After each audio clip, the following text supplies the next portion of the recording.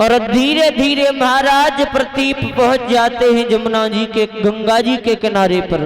और गंगा जी के किनारे पर महाराज जब पहुंचे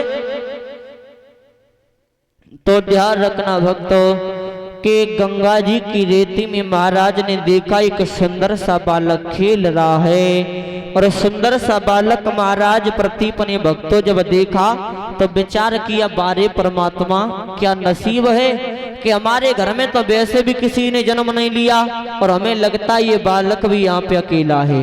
तो महाराज प्रतीप ने समय नहीं किया, उस बच्चे को अपनी गोद में उठाया। और गोद में जब उठाया महाराज ने उस बच्चे को, तो महाराज जब उस बच्चे को लेकर के आगे बढ़े, उसी समय जमुना जी की धार से आवाज आई, महाराज ठहर जाइए, इस बच्चे को मत ले जाओ, मत ले जाओ महाराज इस बच्चे को, क्योंकि ये बालक नहीं मेरा पति है। जवाब दिया महाराज ने कि तुम कौन हो। चारों तरफ देखा कि आवाज आखिर आई तो आई कहां से। महाराज ने जब चारों तरफ देखा तो जवाब दिया है महाराज ने कि तुम कौन हो, अगर ये बालक तुम्हारा पति है तो तुम हमारे सामने पर आओ, मैं बताओ तुम कौन हो। हमें ऐसे विश्वास नहीं करेंगे। तो आज भक्तों ध्यान रखना, महारानी गंगा जी जो थी, मैया गंगा महाराज के सामने पर आई। जवाब दिया, महाराज मैं गंगा जी हूँ और आप इस बच्चे को अनाथ समझ करके ले जा रहे हो। महाराज अनाथ नहीं है, मेरा पति है। तो जवाब दिया महाराज ने कि हमारी ये बात समझ में नहीं आई गंगा जी।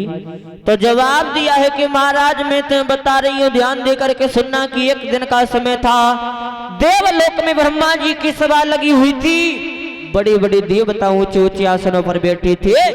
और देवता जब ऊंचे ऊंचे आसनों पर बैठे थे तो वसुदेव सामने पर बैठे थे, मैं अपने पिता ब्रह्मा जी की गोद में बैठी थी। तो अचानक से एक आंधी का झोंका आया महाराज, और आंधी का झोंका जब आया तो हमारे शरीर से साड़ी हट गई। और हमारे शरीर से जब साड़ी हटी तो वसुदेव ने मेरी तरफ देखा, मैंने वसुदेव की तरफ देखा, वसुदेव हमारी तरफ महाराज देख करके हंसने लगी। और वसुदेव जब हंसे देख करके तो ब्रह्मा जी ने उन्हें देख लिया। जवाब दिया वसुदेव से कि वसुदेव जो काम मृत्यु लोक में होते उन्हें आप देवलोक में कर रहे हो, तो आप इस देवलोक में रहने लायक नहीं हो, चले जाओ आप मृत्यु लोक पर।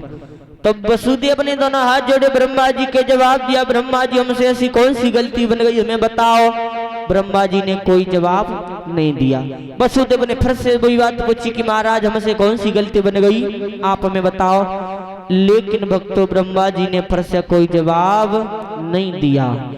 वसुदेव ने जब बार बार पूछा तो ब्रह्मा जी ने क्रोध में आकर के जवाब दिया है कि वसुदेव आप बार बार श्यार की भांति भौंक रहे हो, तो हम तुम्हें श्राप दे रहे हैं कि आप श्यार हो जाओ। तो आज भक्तों ब्रह्मा जी के श्राप के कारण वसुदेव आज श्यार बन गए और श्यार बन करके अपना जीवन बिताने लगे।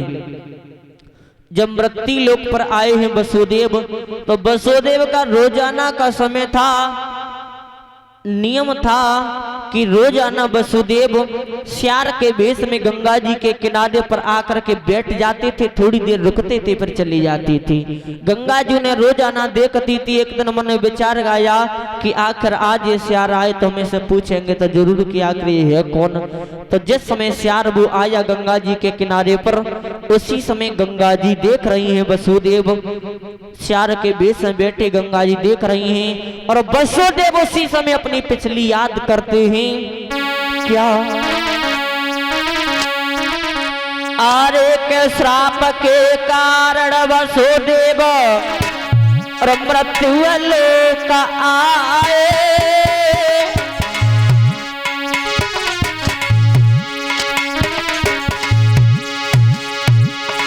आरे वसुदेव मृत्यु लोक आए, सब काया श्यार की भई। वसुदेव मन में दुख आए, भक्त काया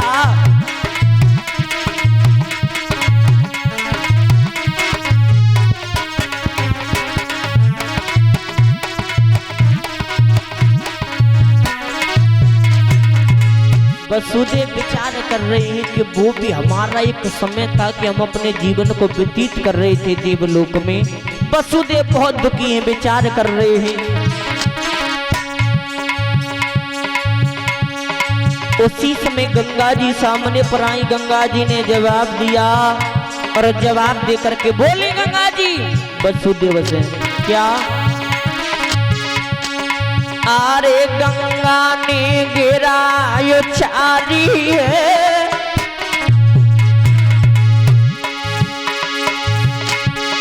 अरे माता ने गिरायो चारी है,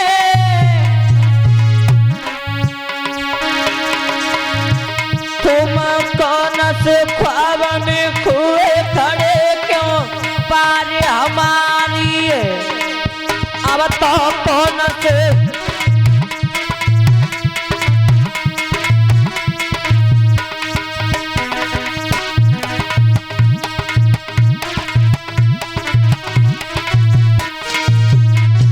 गंगा जी जवाब देकर के पूछ रही है।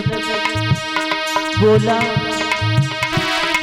गंगा जी बोली कि तुम कौन हो? आखिरकार बात क्या है जो आप हमारे रोजाना किनारे पर आते हो, थोड़ी देर रुकते हो, चले जाते हो? हमारी बात समझ में नहीं आई, आखिर कारण क्या है? तो वसुदेव ने गंगा जी कितनी बात सुनी तो बोले वसुदेव, क्या? अरे भाई जीवन की बर्बादी,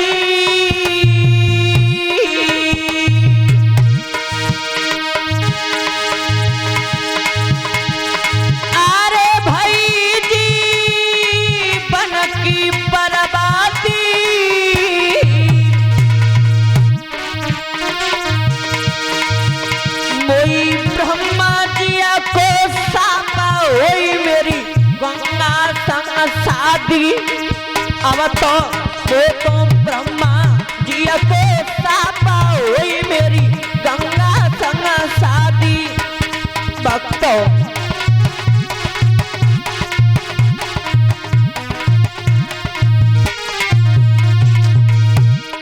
आज वसुदेव ने जवाब दिया गंगा जी हमें ब्रह्मा जी का श्राप लगा है कि हमारी शादी गंगा जी के साथ होगी।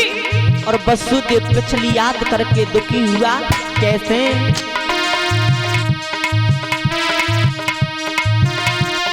अरे रहो नहीं जगत ठिकानो है,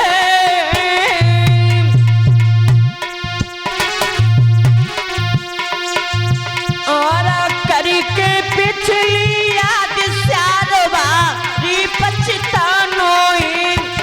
भैया करी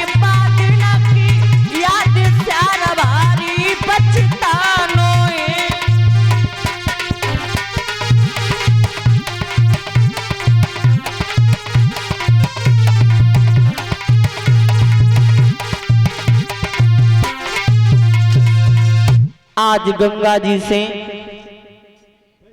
वसुदेव ने जवाब दिया है कि गंगा जी हमें ब्रह्मा जी का श्राप लगा है कि हमारी शादी गंगा जी के साथ में होगी।